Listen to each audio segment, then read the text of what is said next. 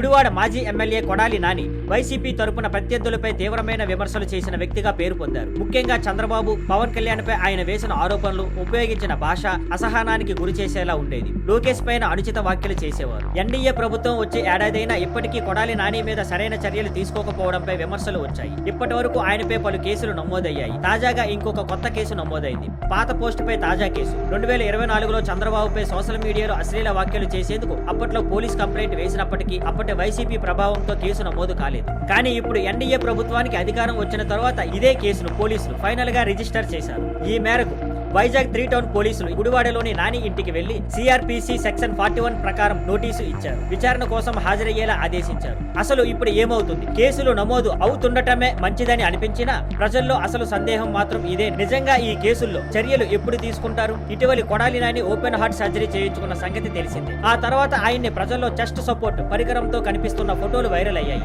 అదే ఇప్పుడు ఏపీ పోలీసులకు అరెస్ట్ చేయకూడదన్న అర్థం ఇవ్వడంలా మారిందనే విమర్శలు వినిపిస్తున్నాయి. ఇప్పుడు ప్రశ్న, కేసులు నమోదు చేస్తున్నంత వేగంగా పూర్తి దర్యాప్తు చర్యలు కూడా జరిగేనా, లేదా మళ్ళీ రాజకీయ ప్రభావంతో వదిలేస్తారా? ఇదే ఇప్పుడు రాష్ట్ర రాజకీయాల్లో హాట్ టాపిక్.